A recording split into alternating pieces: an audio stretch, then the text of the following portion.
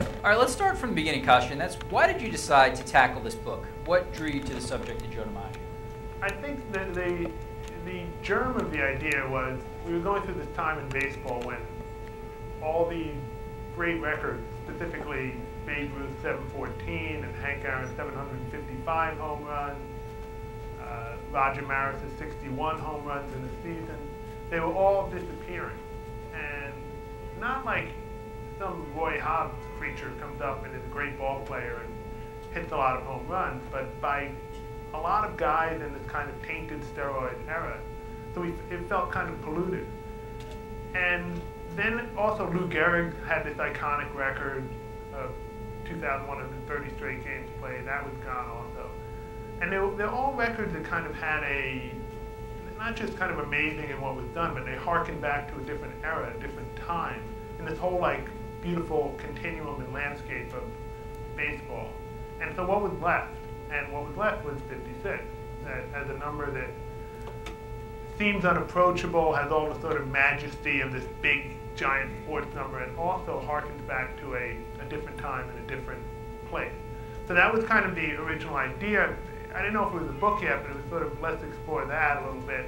And then when I went back and looked into where we were in 1941, which obviously is a pregnant year, and 41 when we got into the war, but very specifically, the summer of 41, we're about, you know, the bomb drops in Pearl Harbor in December, so we're a few months before that.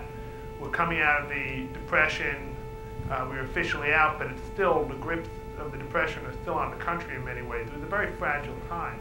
And so looking back at that and seeing that time and the sort of hold that the street began to have on people, that gave another layer. And then sort of the opportunity to see DiMaggio, who we all know when we think of, you know, people know Marilyn Monroe or Mr. Coffee or whatever it is.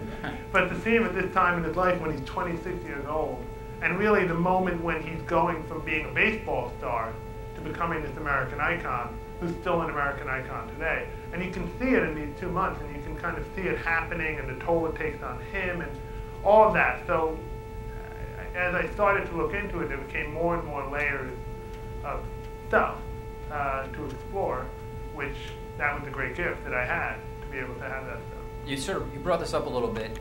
We know what was going on in the world then in 1941. Right. So how big a diversion was this streak from the Germans advancing across Europe, from everything that was going on away from our shores? I think it was almost subconscious maybe for people. You know, you'd have the headlines that there's 9 papers going on in New York. There's obviously no internet or no TV, but there's all these papers, and it'll say Nazis nearing Moscow or whatever it'll say on that given day. And above that, it'll say, and DiMaggio hits in 42 straight games. So it's right there in the heart of it. And I think that obviously it makes no difference whether this guy gets a hit or not. Right? It doesn't make a difference in anyone's life. It has no bearing on the larger issues that we're talking about, the war and all of that.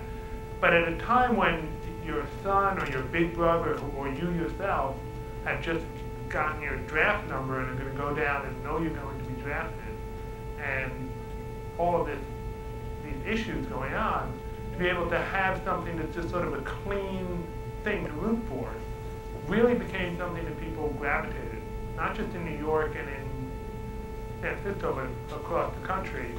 The question, did he get a hit today, became, people had kind of a small measure of hope on him and would rush to see, did he do it? And so it's partly because of that time that this thing had such a dramatic hold on people. There's no question it was a major diversion.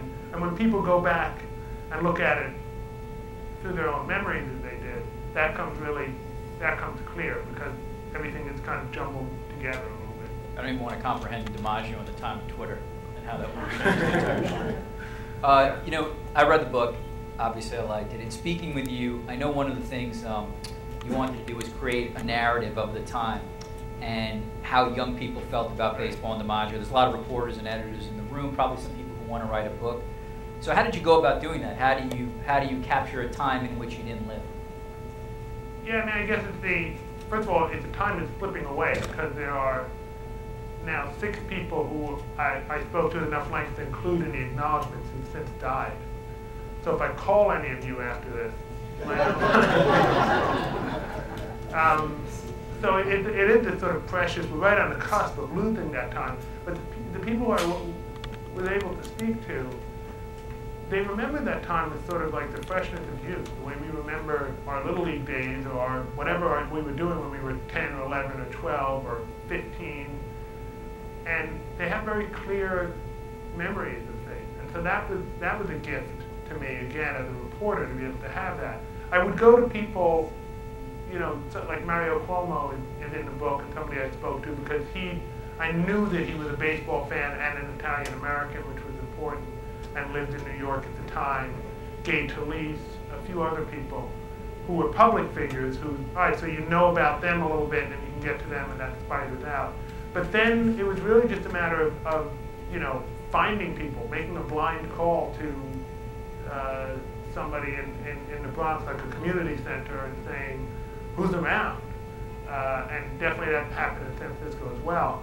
And I found this one group of people who lived in Jackson Heights, where we all know what Jackson Heights today, and it was architecturally the same, I mean geographically the same, but very different neighborhood in 1941. And these people, I was sort of able to get a narrative out of them because their lives, they were teenagers playing stickball, finishing their year of school, taking summer jobs, and the street was really sort of a big thing for them, you know, and basically to find the right people to be symbolic of people everywhere.